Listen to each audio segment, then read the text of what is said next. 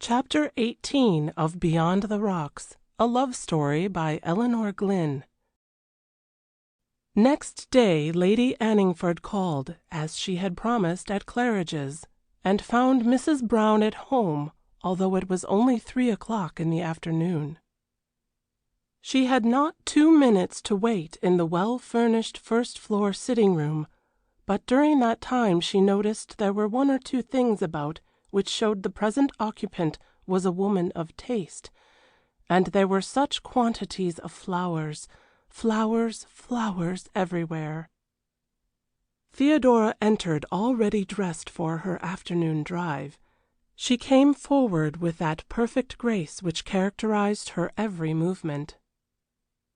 If she felt very timid and nervous, it did not show in her sweet face, and Lady Anningford perceived Hector had every excuse for his infatuation. "I am so fortunate to find you at home, Mrs. Brown," she said. "My brother has told me so much about you, and I was longing to meet you. May we sit down on this sofa and talk a little, or were you just starting for your drive?" "Of course we may sit down," said Theodora. "My drive does not matter in the least. It was so good of you to come." And her inward thought was that she would like Hector's sister. Anne's frankness and sans gêne were so pleasing. They exchanged a few agreeable sentences, while each measured the other, and then Lady Anningford said, "You come from Australia, don't you?" "Australia!" smiled Theodora, while her eyes opened wide. "Oh, no, I have never been out of France and Belgium and places like that. My husband lived in Melbourne for some years, though." "I thought it could not be possible," quoth Anne to herself. "Then you don't know much of England yet?" she said aloud. "It is my first visit, and it seems very dull and rainy. This is the only really fine day we have had since we arrived." Anne soon dexterously elicited an outline of Theodora's plans and what she was doing. They would only remain in town until Whitsuntide, perhaps returning later for a week or 2, and Mrs. Devlyn, to whom her father had sent her an introduction, had been kind enough to tell them what to do and how to see a little of London. She was going to a ball tonight. The first real ball she had ever been to in her life, she said ingenuously. And Lady Anningford looked at her and each moment fell more under her charm. "The ball at Harrowfield House, I expect, to meet the King of Guatemala," she said, knowing Lady Harrowfield was Florence Devlyn's cousin. "That is it," said Theodora. "Then you must dance with Hector, my brother," she said. She launched his name suddenly. She wanted to see what effect it would have on Theodora.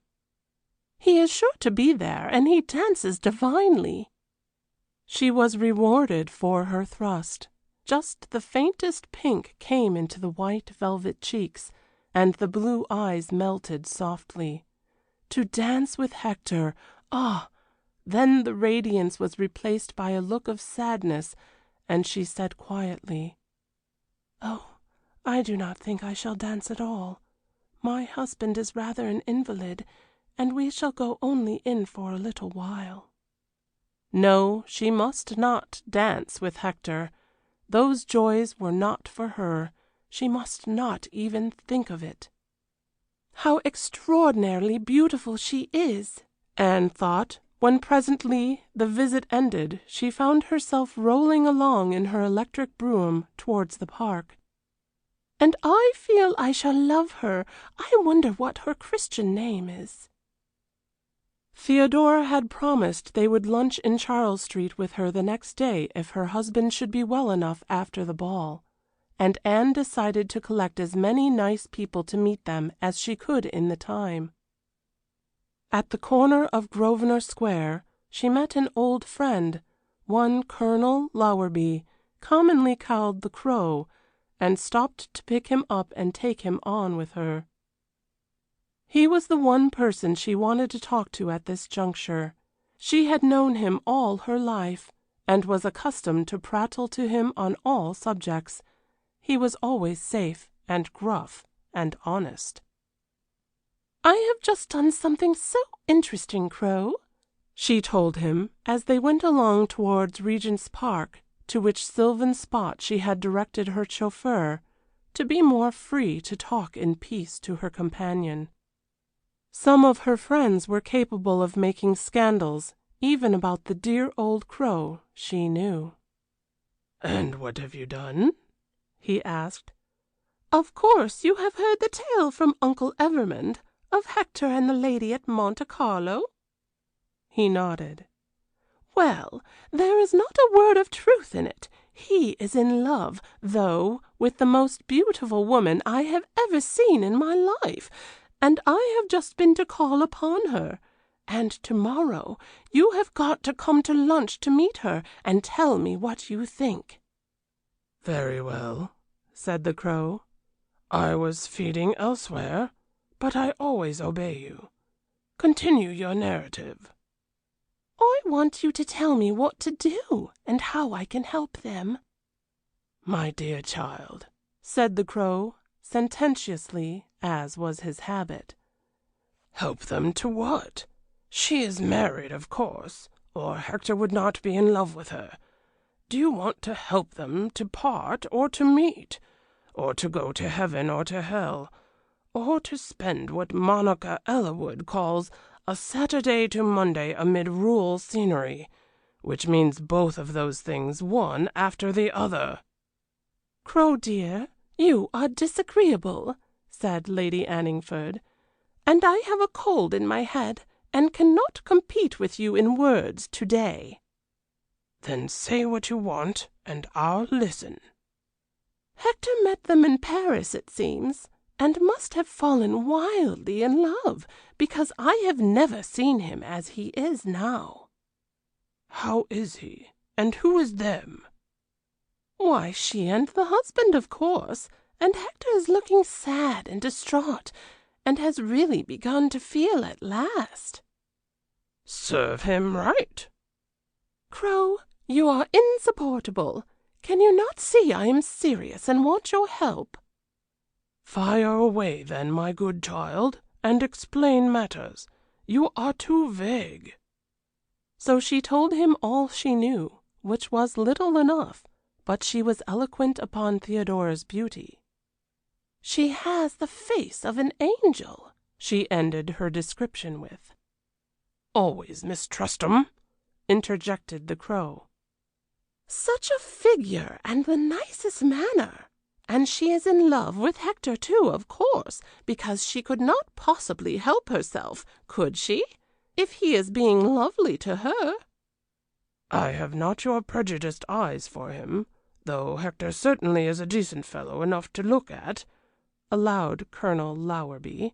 "But all this does not get you what you want to do for them." "I want them to be happy." "Permanently, or for the moment?" "Both." "An impossible combination with these abominably inconsiderate marriage laws we suffer under in this country, my child." "Then what ought I to do?" "You can do nothing but accelerate or hinder matters for a little. If Hector is really in love, and the woman too, they are bound to dree their weird one way or the other themselves. You will be doing the greatest kindness if you can keep them apart, and avoid a scandal if possible." "My dear Crow, I have never heard of your being so thoroughly unsympathetic before." "And I have never heard of Hector being really in love before, and with an angel, too. Deuced dangerous folk at the best of times." "Then there are Mother and Morella Winmarleigh to be counted with." "Neither of them can see beyond their noses. Miss Winmarleigh is sure of him, she thinks, and your mother, too." "No, Mother has her doubts." "They will both be anti?" "Extremely anti." To get back to the facts, then, your plan is to assist your brother to see this angel and smooth the path to the final catastrophe? You worry me, Crow. Why should there be a catastrophe? Is she a young woman? A mere baby. Certainly not more than 20 or so. Then it is inevitable if the husband don't count. You have not described him yet. Because I have never seen him, said Lady Anningford.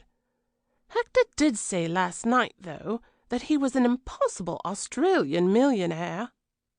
These people have a strong sense of personal rights. They are even bloodthirsty sometimes, and expect virtue in their women. If he had been just an English snob, the social bauble might have proved an immense eye-duster. But when you say Australian, it gives me hope. He'll take her away or break Hector's head before things become too embarrassing. Crow, you are brutal. And a good thing, too.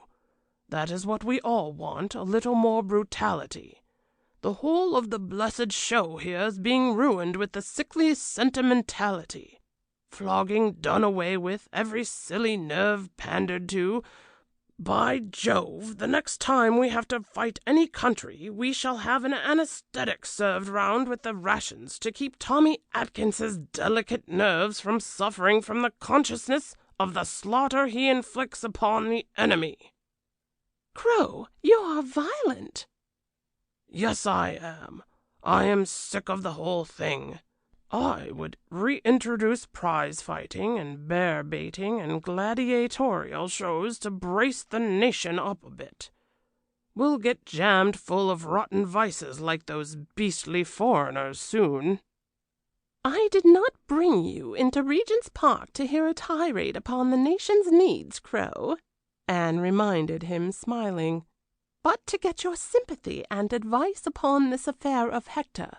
You know you are the only person in the world I ever talk to about intimate things. Dear Queen Anne, he said, I will always do what I can for you, but I tell you seriously, when a man like Hector loves a woman really, you might as well try to direct Niagara Falls as to turn him any way but the one he means to go. He wants me to be kind to her. Do you advise me just to let the thing drop, then? No, be as kind as you like, only don't assist them to destruction.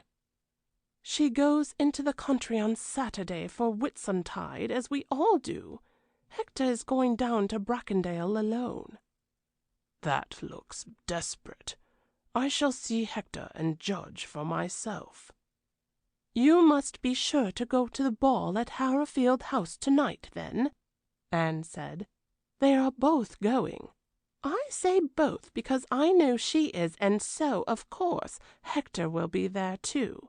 I shall go naturally, and then we shall decide what we can do about it after we have seen them together. And all this time Theodora was thinking how charming Anne was, and how kind, and that she felt a little happier because of her kindness, and hard as it would be, she would not leave Josiah's side that night or dance with Hector. And Hector was thinking, what is the good of anything in this wide world without her? I must see her. For good or ill, I cannot keep away. He was deep in the toils of desire and passionate love for a woman belonging to someone else and out of his reach, and for whom he was hungry. Thus the primitive forces of nature were in violent activity, and his soul was having a hard fight. It was the first time in his life that a woman had really mattered or had been impossible to obtain. He had always looked upon them as delightful accessories, sport first, and woman, who was only another form of sport, second. He had not neglected the obligations of his great position, but they came naturally to him as of the day's work. They were not real interests in his life, and when stripped of the veneer of civilization, he was but a passionate, primitive creature like numbers of others of his class and age. While the elevation of Theodora's pure soul was an actual influence upon him, he had thought it would be possible, difficult perhaps, but possible to obey her, to keep from troubling her, to regulate his passion into worship at a distance. But since then new influences had begun to work, prominent among them being jealousy. To see her surrounded by others, who were men and would desire her too, drove him mad. Josiah was difficult enough to bear. The thought that he was her husband, and had the rights of this position, always turned him sick with raging disgust, but that was the law, and a law accepted since the beginning of time. These others were not of the law. They were the same as himself, and would all try to win her. He had no fear of their succeeding, but to watch them trying, and he himself unable to prevent them, was a thought he could not tolerate. He had no settled plan. He did not deliberately say to himself, "I will possess her at all costs. I will be her lover, and take her by force from the bonds of this world." His whole mind was in a ferment and chaos. There was no time to think of the position in cold blood. His passion hurried him on from hour to hour. This day after the opera, when the hideous impossibility of the situation had come upon him with full force, he felt as Lancelot. His mood was often like a fiend, and rose and drove him into wastes and solitudes for agony, who was yet a living soul. There are all sorts of loves in life, but when it is the real great passion, nor fear of hell nor hope of heaven can stem the tide for long. He had gone out in his automobile, and was racing ahead considerably above the speed limit. He felt he must do something. Had it been winter and hunting time, he would have taken any fences, any risks. He returned and got to Ranelagh and played a game of polo as hard as he could, and then he felt a little calmer. The idea came to him as it had done to Anne. Lady Harrowfield was Florence Devlyn's cousin. She would probably have squeezed an invitation for her protégés for the royal ball tonight. He would go. He must see Theodora. He must hold her in his arms, if only in the mazes of the waltz.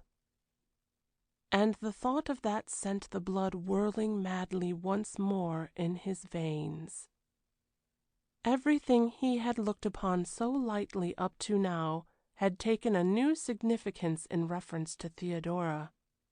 Florence Devlyn, for instance, was no fit companion for her. Florence Devlyn, whom he met at every decent house and had never before disapproved of, except as a bore and a sycophant. End of chapter 18.